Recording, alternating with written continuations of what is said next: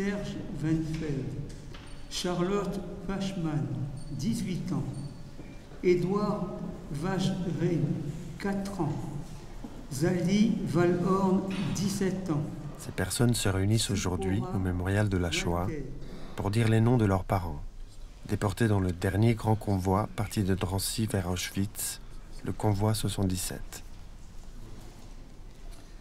Sarah Halimi, Léonie Hansel, Marcel Hansel, 9 ans. Il me semble que leur voix ne résonne pas au-delà des murs du mémorial, comme une stèle dans un cimetière qui ne peut être lue que par ceux qui s'en approchent. René Hasson, 17 ans, Victoria Hasson, Adolphe Landsberg. L'homme qui m'a invité ici veut justement s'assurer que l'histoire du génocide soit transmise au-delà des lieux de mémoire. Mais il estime qu'il est de plus en plus difficile de l'enseigner. Edmond Massé, Uziel Massine, Rebecca Matalon, Marcel May.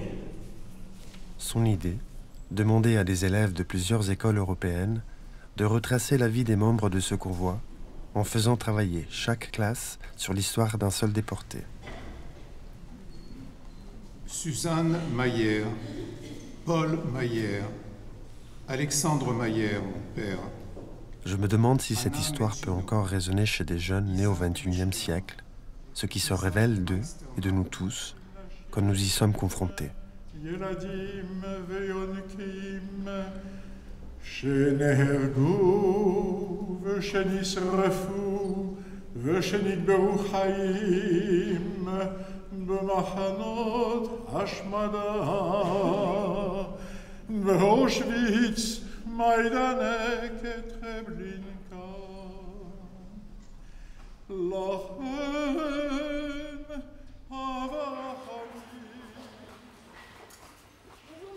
Bonjour.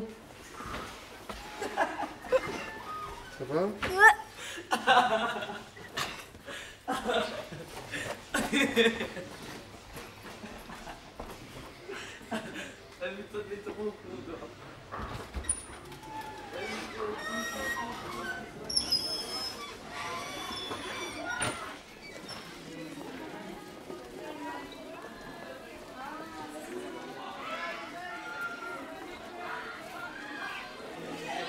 Donc le projet Convoi 77 travaille sur le dernier grand convoi parti de Drancy vers Auschwitz. On est le 31 juillet 1944. Les Allemands ont perdu la guerre, ils le savent. Le débarquement a eu lieu en Normandie quand? Le 6 juin 1944. On est en juillet, un mois et plus d'un mois et demi après le débarquement. C'est une question de jours. Ils sont encore à Paris, mais ils savent que la défaite est très très proche. Et pourtant, ils continuent à déporter massivement. Et là, ce train, il va contenir plus de 1300 personnes. Et donc, dans ce convoi se trouvait Léo Kohn, et on va essayer de savoir qui il était. Avec le but de réécrire, en fait, sa biographie. Et vous allez voir qu'il y a des choses qu'on ne sait plus parce qu'il n'y a plus aucun document. C'est ça le génocide. C'est l'idée de faire disparaître non seulement les corps, mais jusqu'à toutes les traces en fait des personnes. Et quand on enquête, il y a des traces qu'on n'a plus, qui n'existent plus. Si ce n'est peut-être dans la mémoire de certaines personnes ou pas, d'ailleurs. Et donc c'est tout ça qu'on va commencer, et on va commencer aujourd'hui en fait sur les archives. Alors je répète peut-être.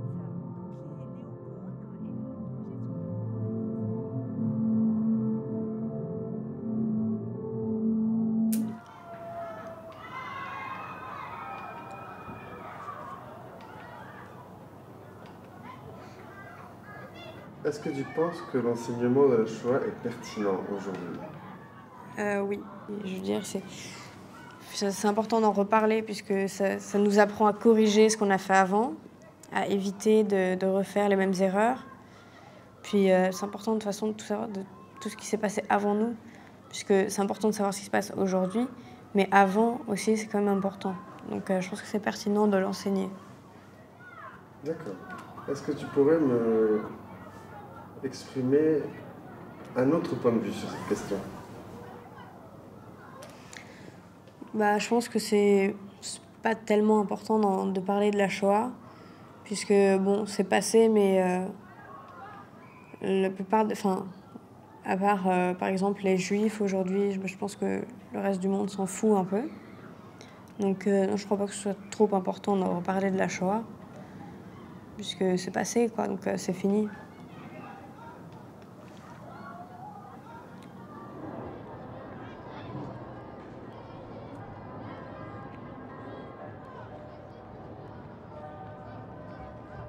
Ce dimanche 27 janvier sera la journée de la mémoire des génocides, notamment dédiée à la mémoire des victimes de l'Holocauste. Et pourtant, d'après un sondage IFOP réalisé en décembre dernier, 21% des jeunes de 18 à 24 ans n'en ont jamais entendu parler. Bonjour Yanis Roder. La première chose qu'il faut retenir de ce sondage, et qui me semble le plus frappant si on parle ce matin d'enseignement, c'est que pour les 18-24 ans, 21% disent ne jamais avoir entendu parler du génocide des Juifs. Donc cela pose la question de l'enseignement, c'est-à-dire de la manière dont vivent certains élèves leur scolarité en classe et reçoivent les cours.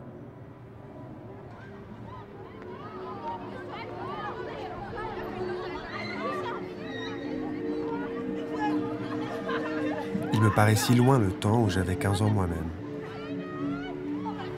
J'allais à l'école pour le plaisir et les tourments de la jeunesse, bien plus que pour suivre les cours, si ce n'est par un vague sentiment de devoir à l'égard de mes parents. Je n'ai aucune nostalgie pour cette période incertaine où j'étais tendu entre le besoin d'affirmer mon individualité et la volonté de faire partie d'un groupe et d'être accepté par les autres. Je me souviens à quel point mon horizon me paraissait restreint.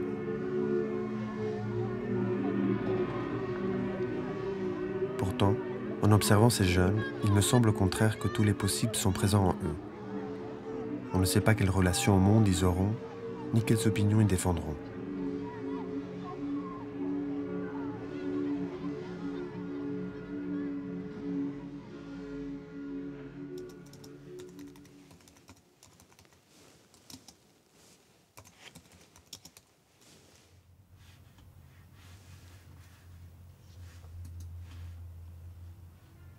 Tatoué, numéroté, pris dans le jeu d'une hiérarchie encore incompréhensible, revêtu de la tenue bleue rayée, classé parfois Nacht und Nebel, nuit et brouillard. J'étais au collège, en classe de 3e. Je me souviens très bien du professeur. Elle nous avait dit, écoutez, je vais vous montrer un documentaire et peut-être que certaines images vont vous choquer et vous pourrez sortir. Et je me souviens qu'une des élèves de la classe est tombée dans les pommes.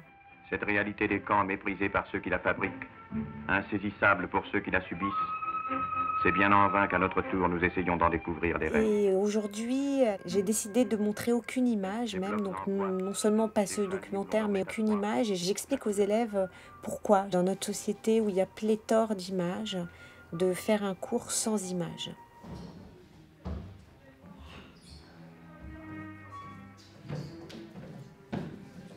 L'homme dont les élèves de Claire vont étudier la trajectoire s'appelle Léo Kohn. C'est un chef des scouts israélites, lui-même réfugié d'Allemagne, qui a sauvé de nombreux jeunes juifs en leur faisant passer la frontière en pleine guerre et qui, lui, n'est jamais revenu.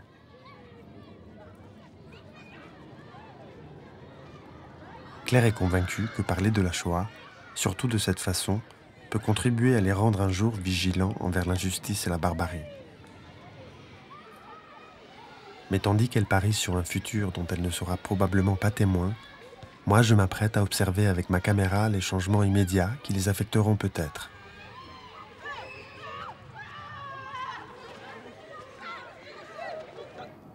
Bon, la première fois quand j'ai entendu l'histoire des Juifs, d'une histoire des Juifs qui se font emporter, ça m'a touché. Mais c'est pas une bonne chose. Et vraiment, quand je pense à ça, je pense à ce que moi aussi j'ai vécu et c'était horrible.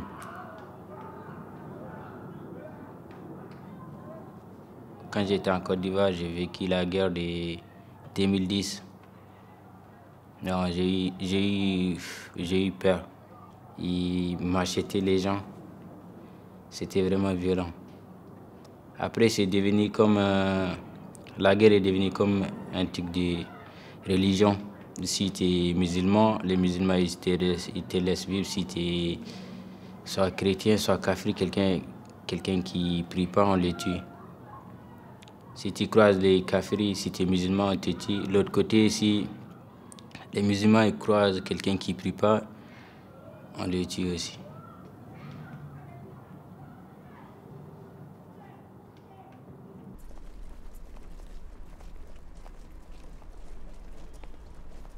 Même si Drancy est le principal compte transit, ce wagon pourrait nous laisser penser que les trains partaient d'ici. Ça n'est pas le cas. En réalité, le jour du départ, des autobus parisiens entrent dans la cour du camp.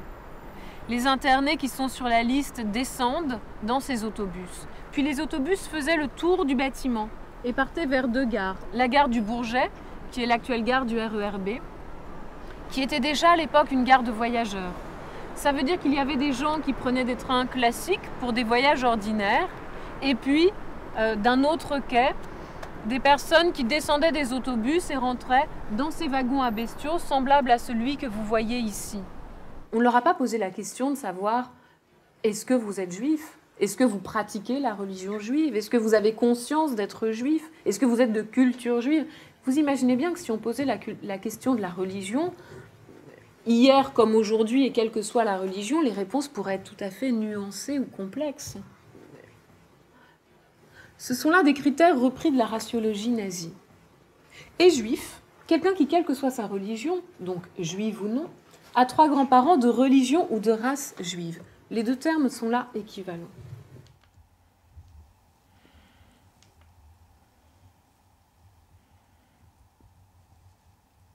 Je sais pas pourquoi ça me fascine autant, lire des tweets vides de... je sais pas, de tout, vides d'empathie, vides de sens parfois.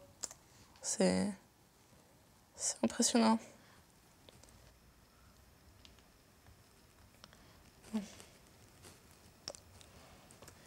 Là, c'est la chose la plus stupide qu'il ait jamais dite de sa vie. Là, je l'ai.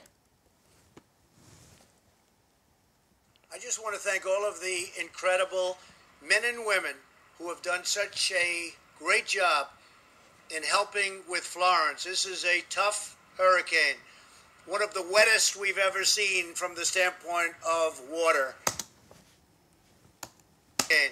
One of the wettest we've ever seen from the standpoint of water.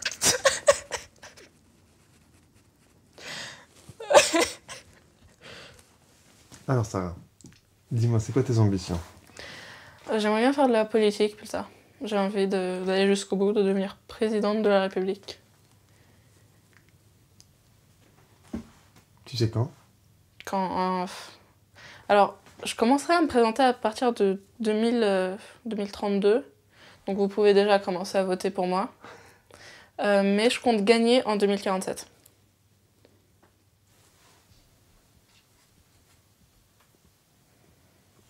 Et tout ce projet alors dit autour de l'apprentissage de la Shoah, quelle impression t'as eu Moi, après, ça m'intéresse. J'aime beaucoup faire les recherches dans les archives, trouver des dates, puis trouver des trucs différents pour les mêmes événements. Je trouve que c'est intéressant, je trouve que ça, c'est entraînant. Après,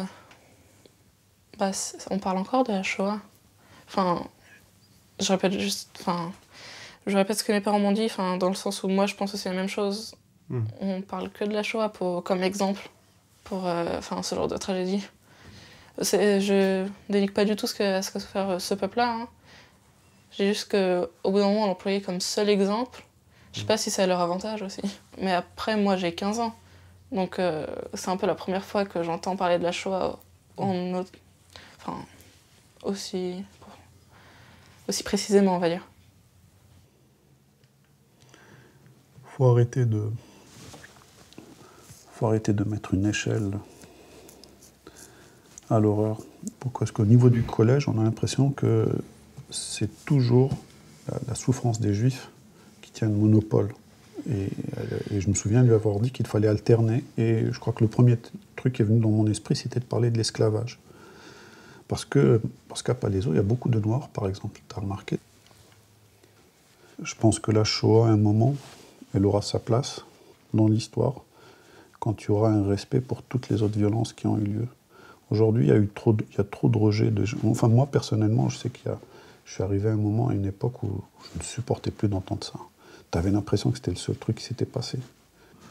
Tu sais, dans la tête, des fois, tu as toujours le petit truc qui sort. Encore toi, t'es petite. Avec ta maman, on a tout fait pour vous protéger de ce genre de conneries. Mais nous, quand on a élevé dans un environnement de salles juifs, salles noires, etc., ben, tu finis par garder ces réflexes. Donc des fois, tu as toujours un petit truc, un petit relent qui remonte un petit peu. Mais ce qui est bien, c'est d'en avoir honte. Et c'est ça qu'il faut faire sentir aux autres. Il faut avoir honte de penser comme ça.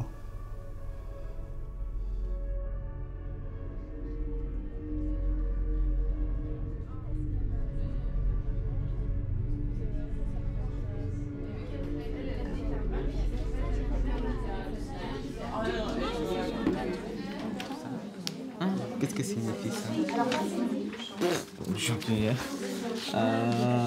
Je pense que c'est ce passeport, peut-être. Oui. Voilà. Ça veut dire quoi, Drancy? Parce que c'est écrit ici, fiche Drancy. Drancy? C'est quoi Drancy? Oui. On a dit tout à l'heure, les convois partent de Drancy pour Auschwitz. Ah. C'est quoi alors? Il a tout le monde une nouvelle feuille. Le premier état des recherches, maintenant on met en commun tout ce qu'on a trouvé. Donc il y a des actes de décès dans lesquels on apprend qu'il est décédé le 28 décembre 1944. Il a été arrêté à Toulouse par la Gestapo alors qu'il rejoignait un groupe d'éclaireurs ismaélites de France afin de traverser les Pyrénées et de se joindre aux forces alliées. Sur la lettre, il me semble qu'il y avait marqué qu'il était sorti de Auschwitz en bon état de santé. Oui. Bah, on a trouvé qu'il avait 3 enfants. Il était un prof de hébreu. Il est résistant. Il dirige un réseau pour faire passer la frontière espagnole aux personnes recherchées par l'autorité allemande.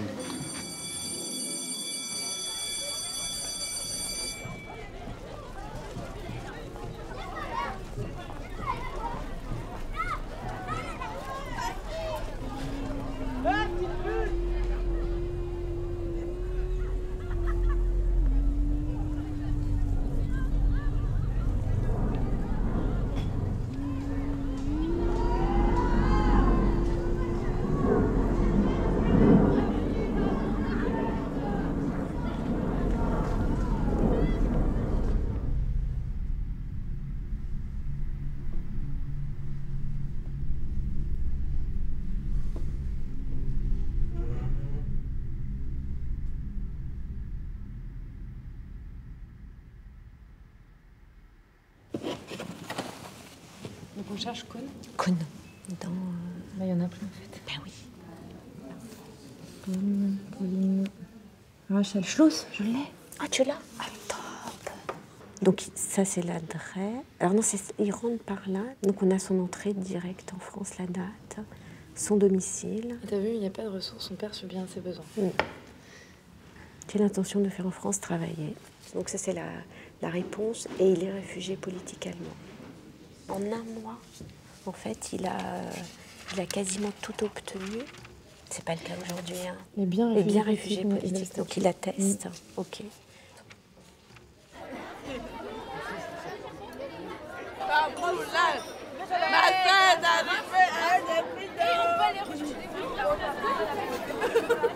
Vous avez bien aimé le truc sur les archives hier? Déjà, moi, ça me saoule d'être dans la classe à projet. Enfin, je sais pas, genre, il me dit rien et tout, ça me parle pas. Et en plus, là, on a 2 heures le jeudi après-midi. On a étudié des trucs sur un gars, on sait même pas qui c'est. C'est vrai que c'est un peu long, mais genre, ça aurait pu être bien, genre, juste 1 heure. Ouais, je suis d'accord. Mais là, 2 heures d'archives, je le confirme.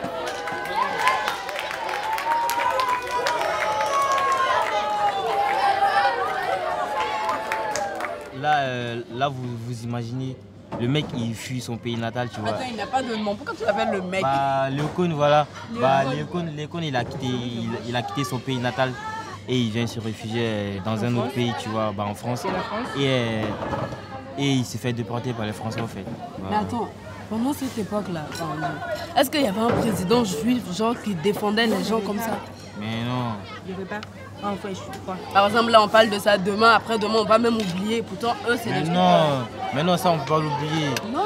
Bah non, c'est déjà écrit, tu vois, c'est écrit. Non, mais franchement, il y a trop de richesse, en fait, dans les histoires comme ça, mais...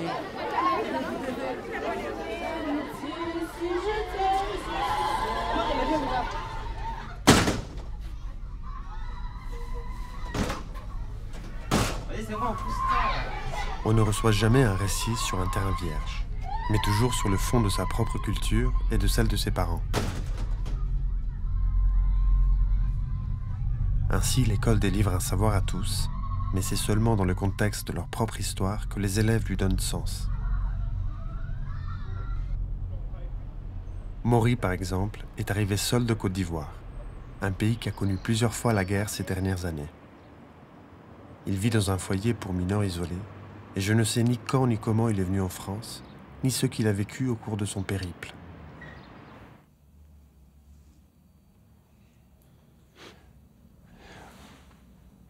Maury, je sais que tu as fait un long voyage de Côte d'Ivoire pour venir en France. Je sais qu'il a été très long. Tu te sentirais de raconter ce voyage? En vrai, bah là, j'aime pas parler de ça. J'aime pas parler de ça parce que ça me met mal à l'aise. Bah, si Dieu le veut, Inch'Allah, un jour, je pourrais te parler de ça. Sinon, là...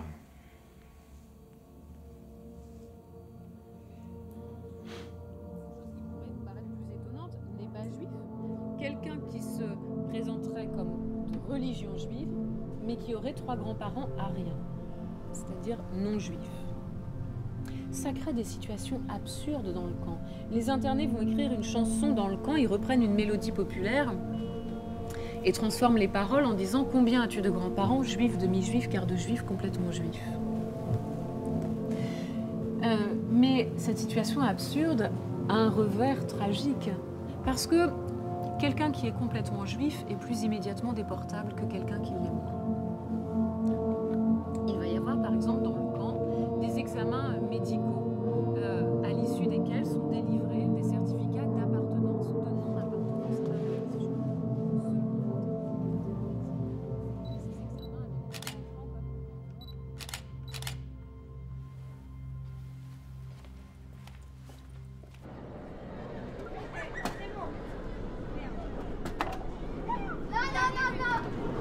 Il m'a répondu et il m'a envoyé beaucoup de documents. Parce que lui-même a fait des recherches. Cette lettre, elle est ultra précieuse. Est-ce qu'elle est parvenue aux parents de Léo Cohn? Je ne sais pas. Maintenant, tu vas nous lire la lettre, Guillaume, oui. Et on va essayer de voir, de vous arrêter, Guillaume, quand il y a des renseignements nouveaux.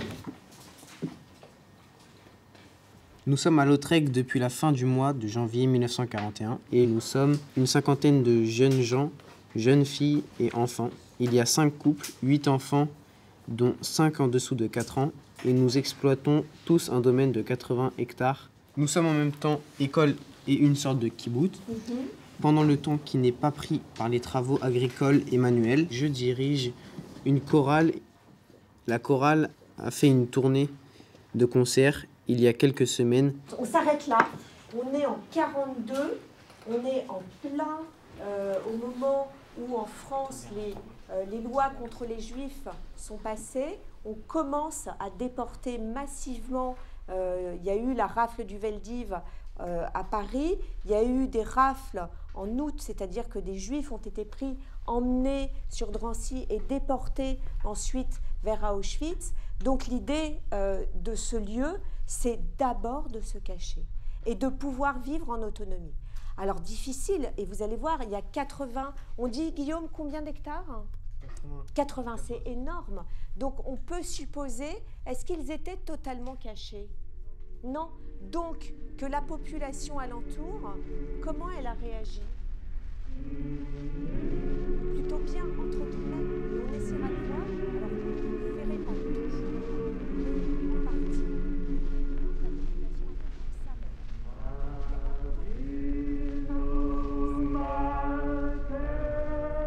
Je suis intrigué par Guillaume. Son comportement en classe, son aspect changeant, un certain détachement. Comme s'il jouait volontairement à l'ado superficiel.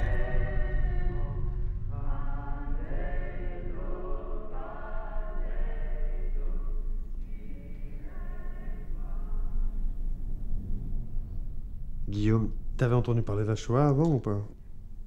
Ouais, mais vaguement. Qu'est-ce que tu savais de la Shoah? Qu'il y a eu des morts et que c'est tout. Je savais même pas que ça parlait des Juifs ou que ça parlait des... Bah c'est tout.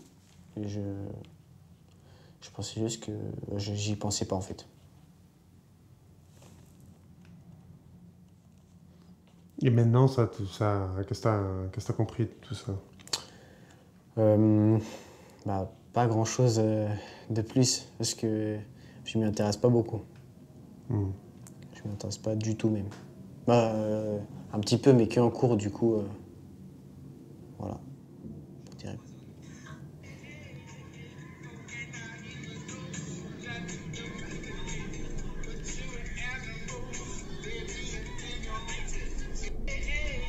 Mais le problème, c'est que quelquefois, avoir trop de talent peut être un inconvénient.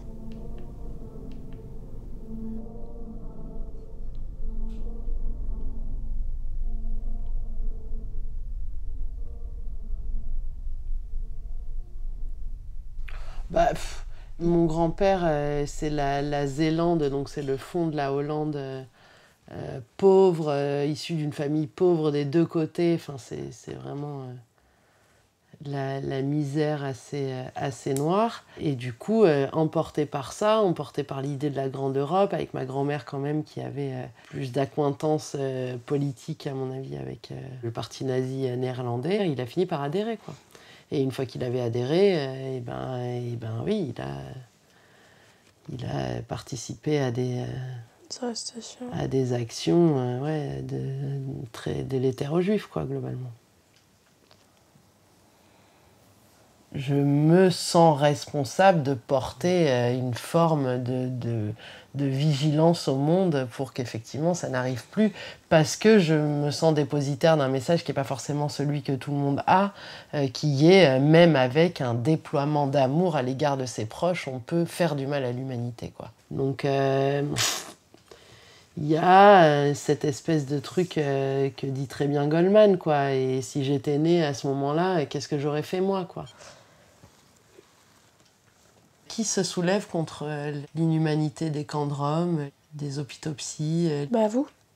Bah nous, ouais, non, nous on est aux affaires, on se soulève plus, nous. Bah, bientôt ce sera nous. Mais...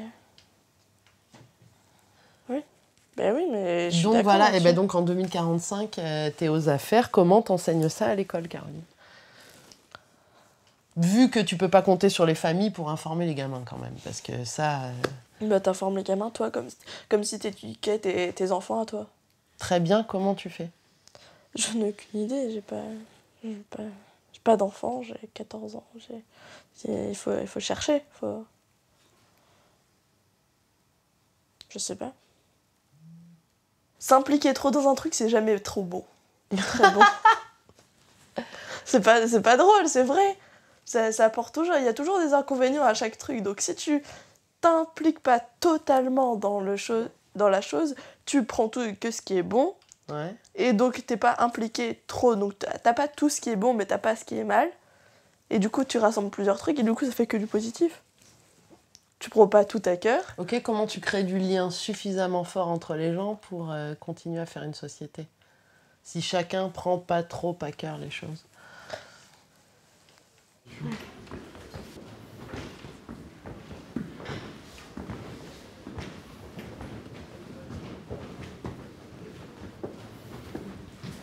Voilà, nous sommes... Voilà, à l'étage, et ma salle est juste là. Ok. Il y a des salles de classe à cet étage-là? Oui, que des salles de classe en fait. C'est que des salles... C'est très calme, hein? Oui, c'est très calme, c'est vrai.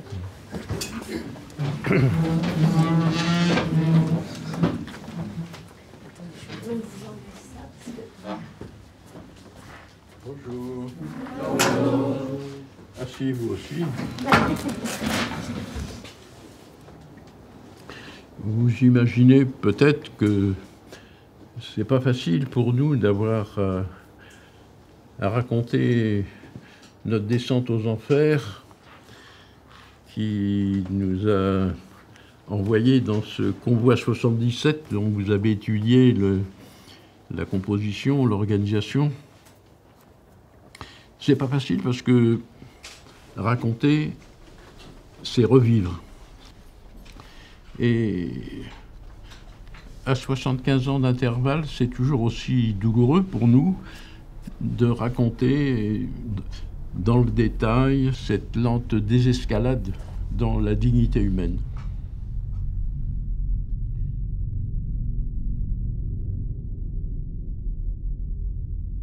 La troisième étape est beaucoup plus difficile, pas physiquement, mais psychologiquement, parce que la troisième étape, nous perdons définitivement notre identité. Il y a longtemps qu'on ne nous appelait plus par notre prénom, mais là, on ne nous appellera pas non plus par notre nom. Nous sommes tous affectés d'un numéro matricule. Et ce numéro matricule est tatoué sur notre corps. Ça fait pas mal un tatouage. Ça fait pas mal physiquement, mais de prendre conscience que son identité est réduite à un numéro matricule qui est tatoué sur votre avant-bras nous fait prendre conscience qu'on a dégringolé un certain nombre de marches dans la notion de dignité humaine. Hein. Et à partir de ce moment-là, mon identité est réduite à mon numéro qui était...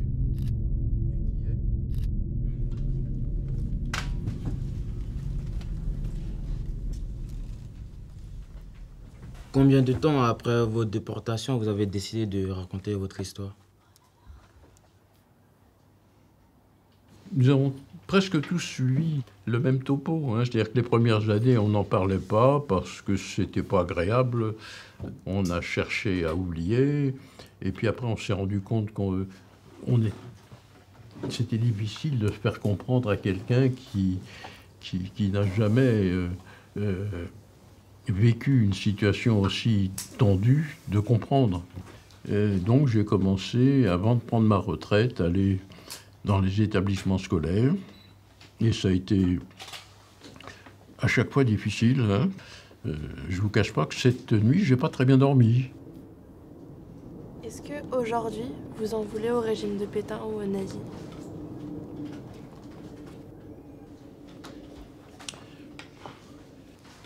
Une des conditions de se libérer de la maltraitance qu'on m'a fait subir était précisément de ne pas en vouloir, parce que en vouloir, c'est revenir en arrière, c'est se satisfaire du statut de victime. La difficulté de se reconstruire a fait que, heureusement, j'étais davantage tourné vers l'avenir qu'à ressasser le passé. Nous, on a fait cette expérience qui n'a pas d'un côté les bons et les mauvais, que nous sommes tous à la fois bons et mauvais. Il suffit, hélas, de peu de choses pour qu'un honnête homme devienne un bourreau. Il demeure que les crimes sont impardonnables, mais ceux qui les ont commis, eux, sont pardonnables. Mais puisqu'on en est là, il faut que je vous livre un scoop, c'est que maintenant je suis arrière-grand-père. Et d'où je viens, je ne sais pas si vous imaginez quelle joie ça peut être pour moi qui ne devait pas avoir le droit de vivre, d'avoir un arrière-petit-fils, un arrière-petite-fille. Moi, c'est ça ma victoire. Hein. C'est pas de ne pas en vouloir à ceux qui m'ont fait souffrir, mais c'est d'avoir eu la chance d'avoir une descendance.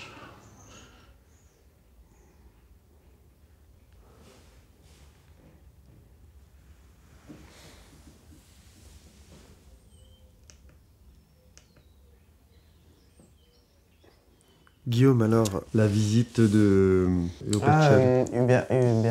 Comment tu l'as vécu? Enfin, c'était Quand il était là, bah, franchement, ça m'a passionné parce que c'est quand même fou ce qu'il a vécu. Et moi, quand il me racontait son histoire, et bah, je m'imaginais, je me mettais à sa place en fait.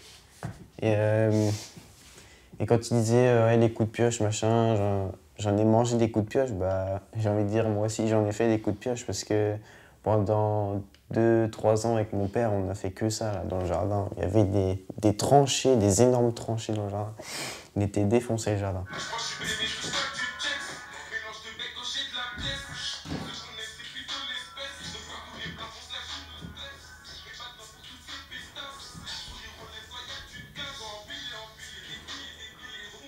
Et toi, tu penses que t'aurais fait comment dans cette situation? Comment t'aurais géré? À sa place? À sa place ouais, dans un camp avec des travaux forcés, avec la peur au ventre. Alors, tu t'es posé la question ou pas? Bah, si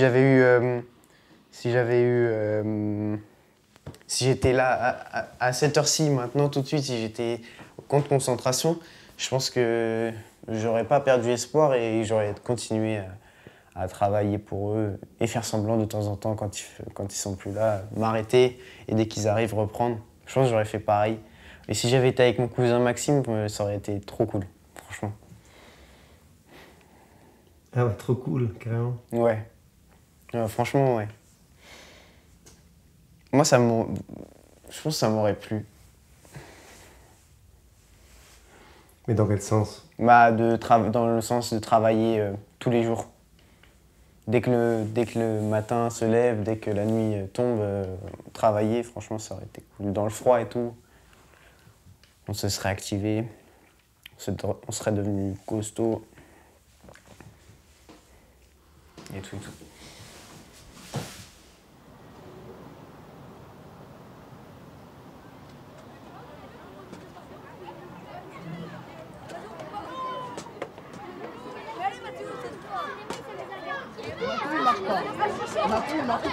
Il marque pas, il ne marque pas. Mais garde pas ton gardien sur le côté. On va dire que tout à l'heure ça marche.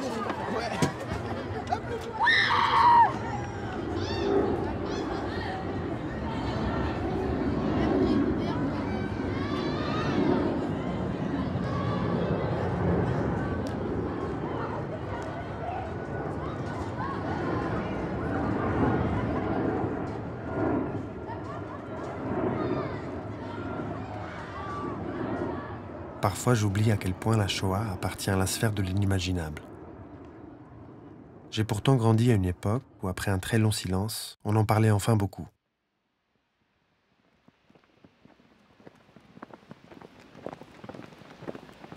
Mais en accompagnant les élèves qui visitent le camp du Struthof, j'ai cette étrange impression d'être sur un décor de cinéma. Comme si tous les films que j'ai vus à leur âge avaient pris la place du travail de mon imagination. Et je comprends mieux la méfiance de Claire à l'égard de l'usage des images. Car j'ai l'impression que la quantité de clichés et de formules toutes faites que j'associe à la Shoah m'empêche de percevoir immédiatement l'événement. Donc on a une cinquantaine de camps annexes qui vont ouvrir entre 1942 et 1945. Alors pourquoi ça m'intéresse de vous parler de ces camps annexes? Parce qu'il faut que dans votre tête, vous vous disiez, ce que vous voyez aujourd'hui, c'est une toute petite partie du camp. En réalité, les déportés de Natzweiler, qui ont été en total, sur toute la période, 52 000, sont en majorité allés dans les camps annexes. 2/3 ne sont jamais venus ici où nous sommes aujourd'hui. Ils ont été directement dans un des camps annexes. Et c'est le cas du déporté sur lequel vous travaillez, Léo Kohn. Vous savez dans quel camp annexe il est allé ?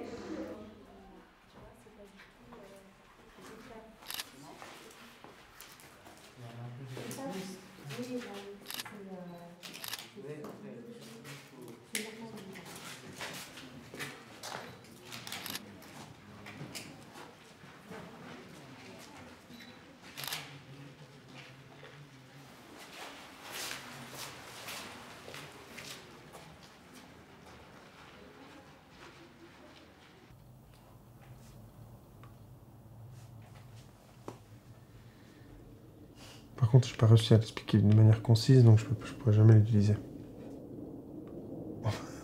On va peut-être la rejouer Si tu veux. On essaye?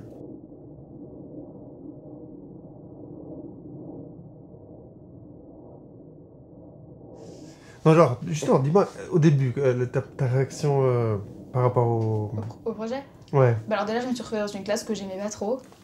Ouais. Donc voilà. Je me suis retrouvée avec 2 heures de plus le jeudi, où on finissait à 17h alors qu'on aurait pu finir à 15h. Donc voilà, dans ma tête d'adolescente, bah... saoulant. Et ouais, on a commencé par des archives, donc ça m'a pas trop intéressée. Et je me suis jamais vraiment sentie concernée ou quoi. Et j'ai eu, je sais pas, une sorte de déclic quand on est allé visiter le camp du Struthof. Et là, vraiment, bah, j'étais vraiment face à ce qui s'était vraiment passé. Et voilà, il n'y avait pas de non, je garde mes distances et tout. Donc, t'étais là, tu regardes, t'écoutes, tu vois ce qui s'est vraiment passé. Et là, ouais, j'ai... Je pourrais pas dire que j'ai compris un truc, parce que je pourrais pas l'expliquer, mais... Ouais, ça a provoqué quelque chose. Vraiment, moi, cette visite, elle m'a bouleversée quand même, ouais.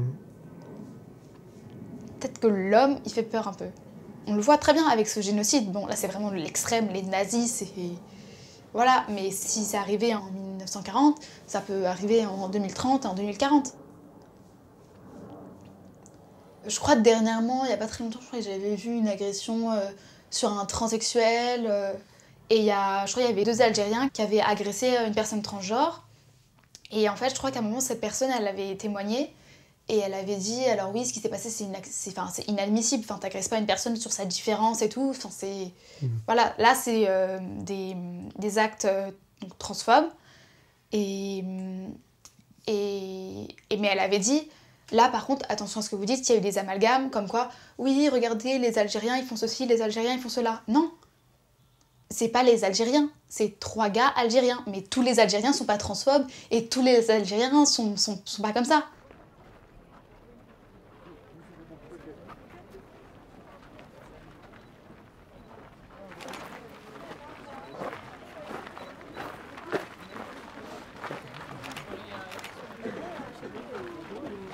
Donc, on va aller voir la baraque prison. Alors, est-ce que ça vous fait quoi qu'il y ait une prison dans un camp?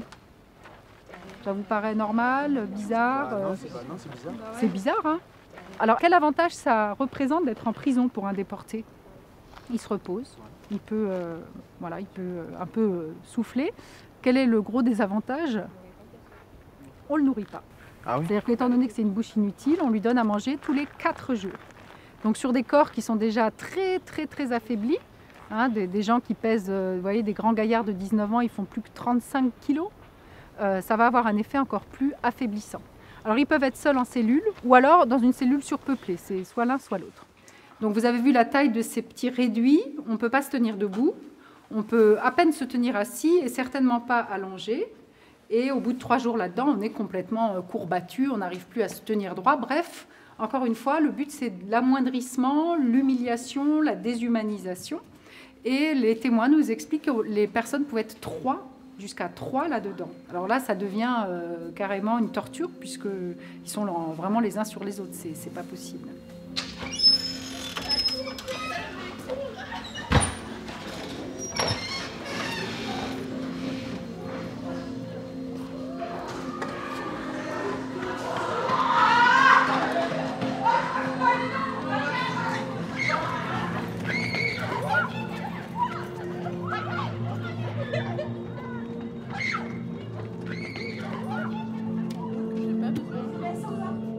Chercher après pour les transcriptions pour pas que vous puissiez passer. Non mais ça se elle a marqué jeune. Moi j'ai même pas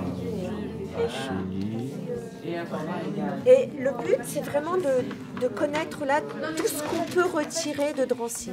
Donc des conditions sur les hauts-cônes, qui il est, son moral, tout ça. Donc regardez, essayez de prendre en note, d'accord? Il y a marqué en excellente forme. Et par contre, Dieu merci. Je suis Dieu merci en excellente forme. Douche et gym tous les tôt matin et une nourriture abondante m'ont retapé. Profitant du merveilleux service médical, je me suis fait nettoyer les oreilles. J'avais une petite inflammation des amygdales qui a vite guéri sans que j'ai eu besoin de me coucher. À bientôt, je vous embrasse tendrement. on est bien, je fais du sport, j'ai été soignée, c'est le contraire de ce qui se passe. Enfin... Donc, dans les lettres, il mentionne sur les conditions de son internement pour protéger, entre guillemets.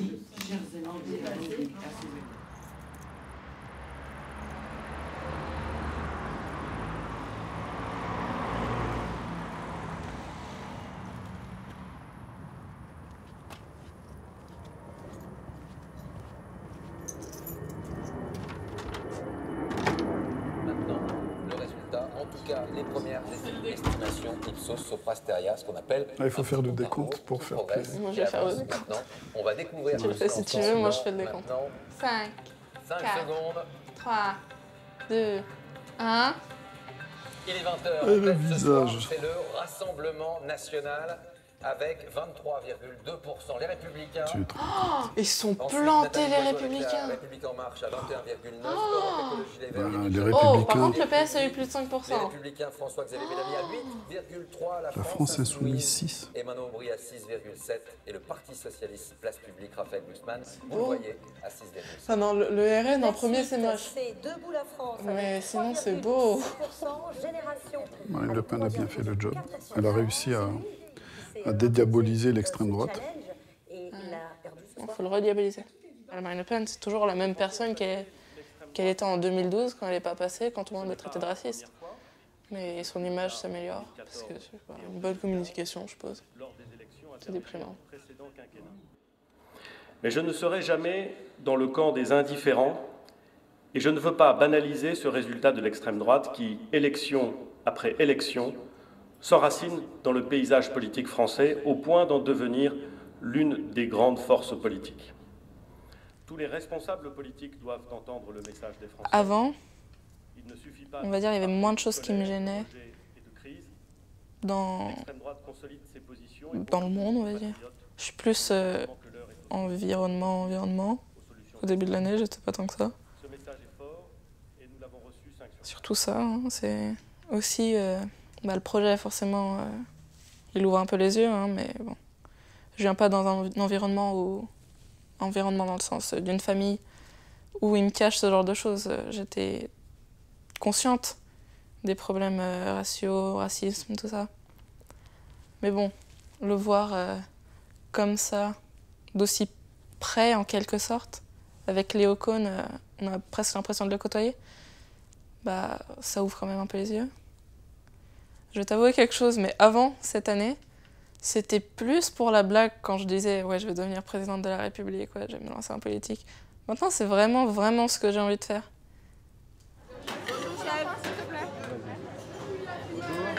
Tu vas bien? Ouais. Tu veux quoi?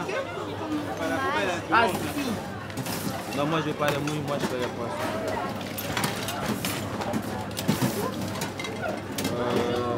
Jeune. Je peux prendre les Tu vas bien?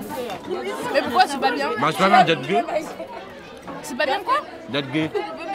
Mais dès que de 1 tu choisis pas et de 2 je vois pas ce qu'il y a de mal à être gay. Si, je choisis. Bah non, tu choisis pas. Le gay, il choisit. Non, tu choisis pas. Mais comment tu... Mais non. L'homme, ça va avec la femme. Bah ça c'est ce qu'on a tous dit. Voilà, c'est ça. Ce que les gens nous disent depuis toujours. C'est ça. Mais voilà, c'est ça. Mais c'est quoi ça? Ah, c'est la fin du monde, arrêtez. Mais n'importe quoi. Mais bah ouais. C'est la fin du monde. C'est la fin du monde, wesh. Mais n'importe quoi. Aller coucher avec un gars, non. Pas ça. Ça, c'est pas une liberté, ça. C'est toi qui as décidé d'aimer les hommes. Mais voilà. Il y a une fille là-bas, tu vas avec la meuf, tu vas pas avec le gars. Mais si t'aimes ça, t'aimes ça. Ouais. Attends, est-ce que ton père, il a un mot? Hein? Ton père. Tu vas demander là? Tu vas poser la question? Ouais, je lui en ai déjà parlé. Oui, bah, il a dit chacun a un point de vue. Le point de vue, c'est pas héréditaire. Hein. Voilà. Merci Sia. Tu vois normal?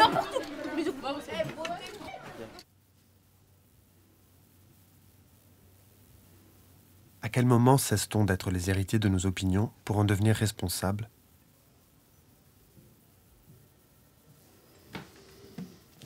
Quand j'avais 15 ans, je tenais un journal.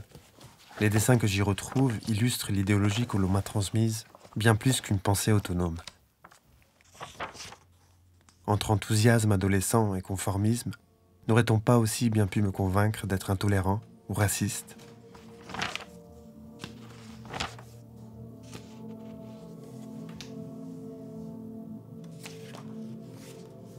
Mes certitudes n'étaient qu'une mince surface sous laquelle je redécouvre un univers intérieur plein de doutes et de fragilité.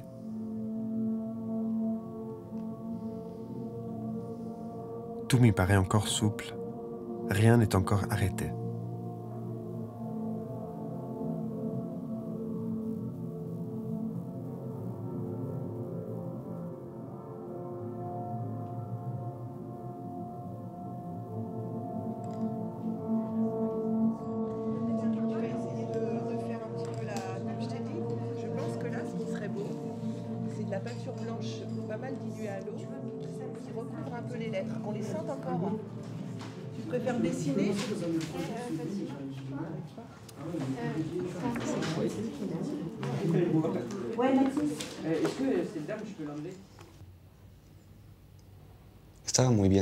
Está muy bien este colegio, pero sinceramente prefiero el de Bolivia. Igual porque, como dicen, la barrera del idioma no me expresaba bien, me quedaba callado y al final se quedó en mí eso, aunque sepa bien el francés. Porque antes era realmente muy extrovertido, hablaba con las personas, salía con ellas, pero ahora aquí he cambiado bastante. ¿Por qué te quedaste callado, tú crees? Yo pensaba que era, no sé, el francés. Igual quizás sea eso, el francés, pero luego yo no sé. Realmente no sé. Lo que sí, algo que me disgustó, hubieron personas, no voy a nombrarlas, que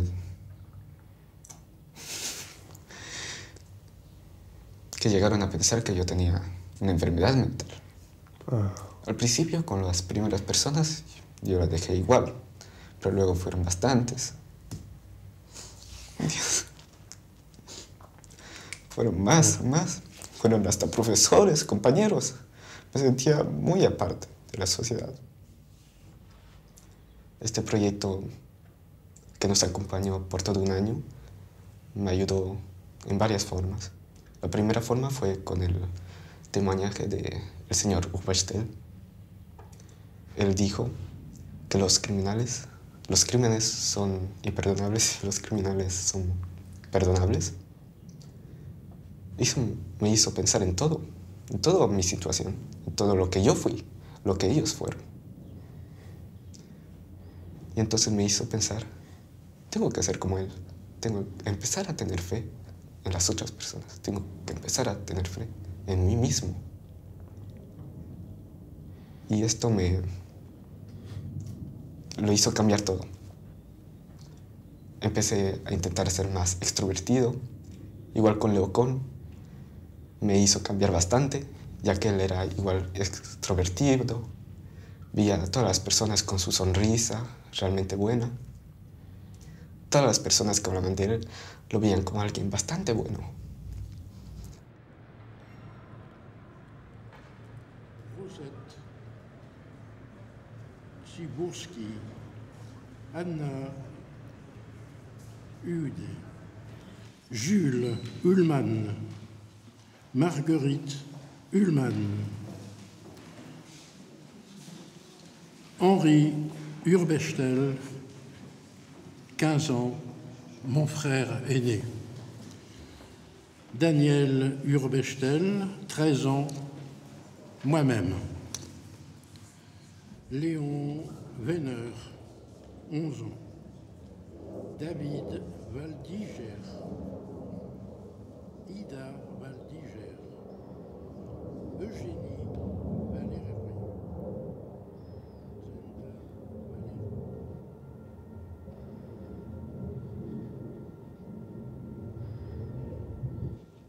Qu'est-ce que vous pensez du terme « devoir de mémoire » ? Oui, ça me chiffonne un peu, ce devoir de mémoire. Je crois que c'est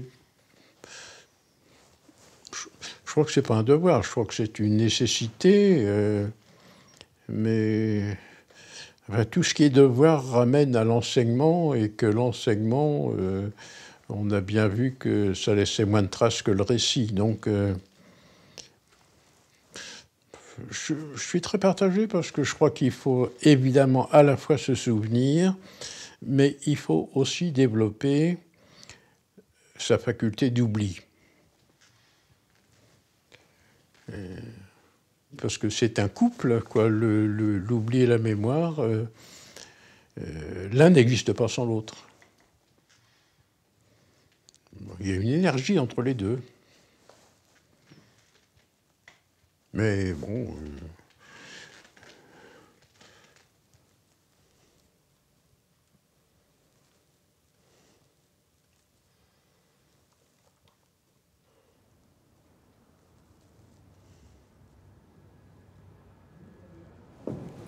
Donc 44, c'est Cohen.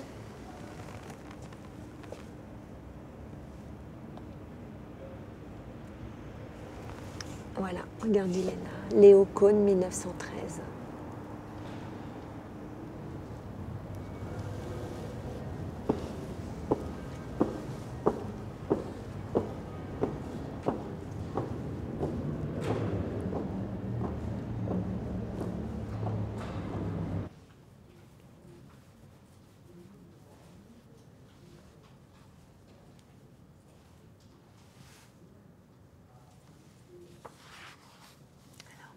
Les témoignages. C'est génial, regarde, c'est du papier. Il est passé par Toulouse et a pris contact avec Polonsky. Il a été pris à Toulouse le 26 mai 1944. Quelqu'un qui connaissait son activité l'a dénoncé. On ne sait pas qui. Et au moment où il montait dans le train, après avoir vérifié que tous les jeunes gens et jeunes filles de son convoi y étaient bien montés, il a été arrêté par la Gestapo. Il avait sur lui tous les noms des jeunes qui devaient partir avec lui en Espagne et il a mangé ses papiers. Tous les jeunes ont pu passer la frontière malgré bien des difficultés. Il aurait eu la possibilité de s'évader du train, mais il ne l'a pas voulu, car il a dit qu'il ne pouvait pas abandonner ses 300 enfants. Léo a été envoyé à Drancy. Là, il s'est conduit d'une manière extraordinaire. Il a organisé une chorale. Il a travaillé comme forgeron au camp, il a organisé des offices et il a pu faire chanter tous ses enfants. Mais ils sont morts, les autres enfants de Léo Cohen ? Non. Mais pour l'instant, on n'a pas de contact encore avec les deux filles. Mais ça serait bien on va essayer de les établir.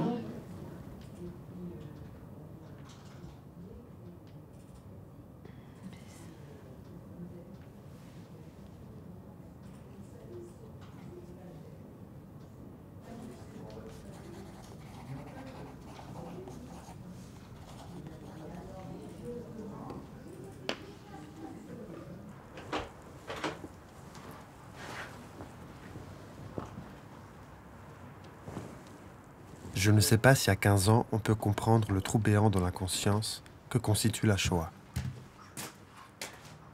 Après tout, même le monde adulte a mis des décennies à le cerner.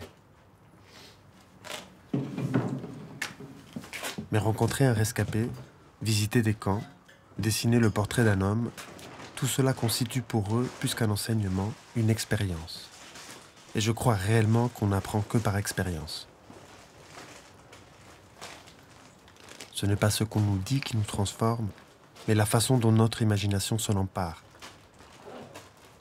On se tient face à l'expérience d'autrui, on la fait résonner en soi-même et on lui donne une forme. Et moi, avec ma caméra, j'ai parfois l'impression d'être une caisse de résonance qui leur permet de relier cette mémoire à la leur.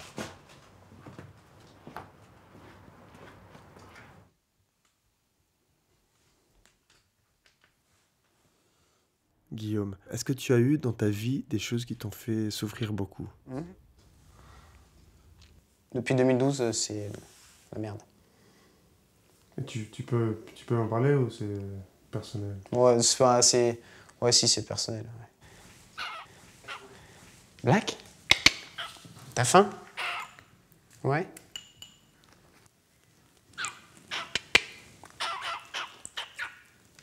Tiens.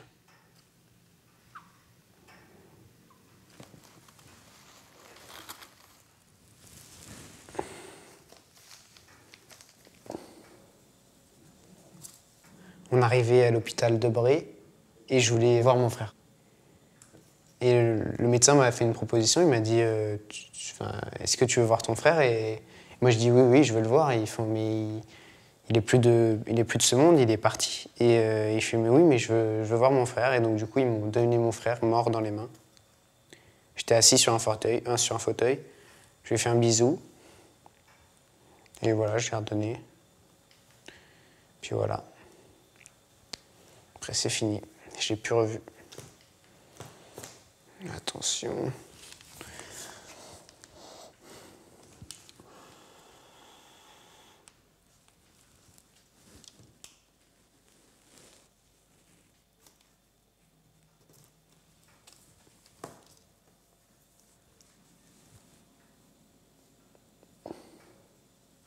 J'ai fait le choix d'oublier.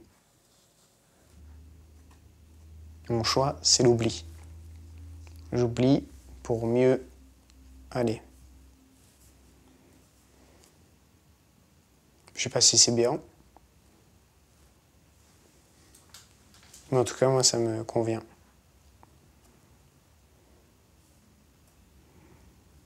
Pour le moment. Oui.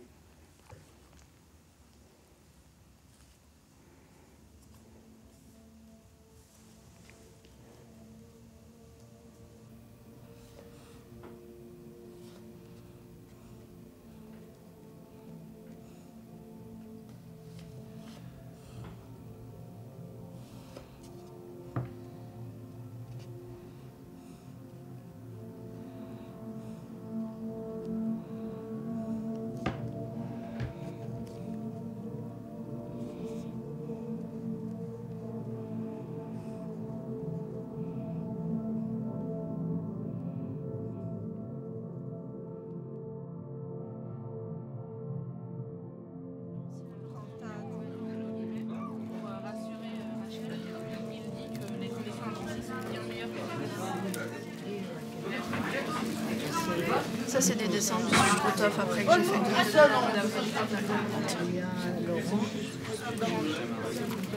Votre dessin de Léopold, très bien. C'est les aquarelles que j'ai fait. Ça, c'est quand on est parti à Strasbourg. Vous étiez à Strasbourg? Oui, on a visité le camp du Strotov. Et vous avez vu la synagogue, salle de Léopold?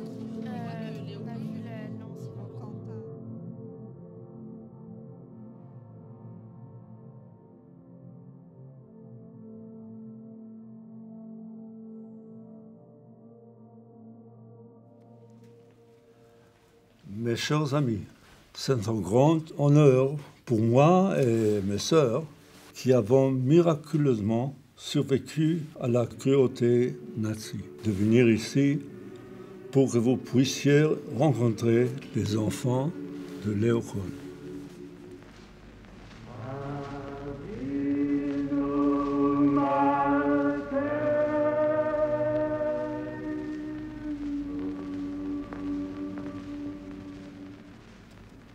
Pendant la guerre, notre père Léo a créé une chorale dans le sud de la France. Lorsque la chorale a commencé à chanter, tous les auditeurs pouvaient regarder le ciel et voir les étoiles. Avinu Malkeinu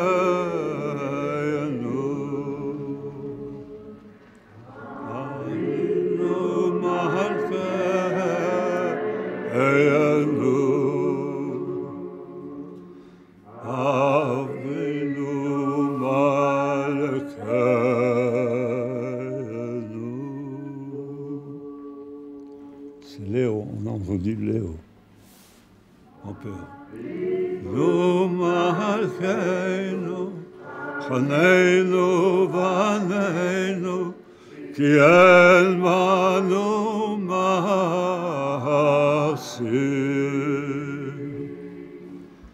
Asei manu,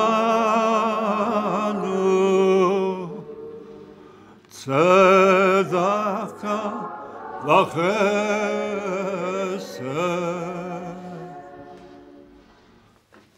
Comment vous êtes rapproché de votre père dans votre vie? Comment vous avez fait pour... C'est vraiment extraordinaire parce que pendant des ans, on ne savait pas ce qui est arrivé à mon père. Et on n'avait pas un vrai témoignage qu'il était vraiment mort. On savait, mais ce n'était pas formel. Et alors j'ai décidé de faire un Estelle pour lui, en moi. Et j'ai fait son numéro ici.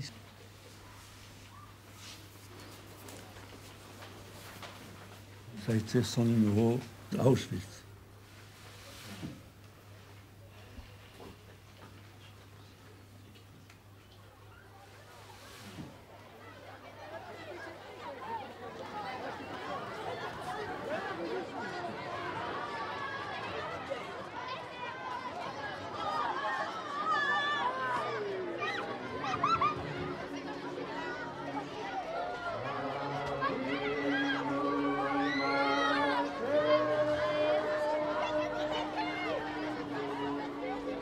Je ne peux m'empêcher de me demander ce qu'il adviendra de cette histoire quand les derniers survivants ne seront plus là.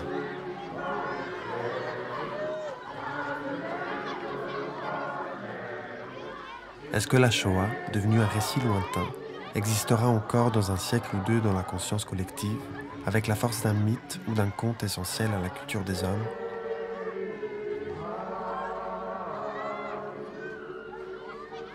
À l'heure où nous passons d'une mémoire individuelle portée par les derniers témoins à une mémoire collective, est-ce que cette mémoire restera vivante ou deviendra-t-elle une stèle figée ?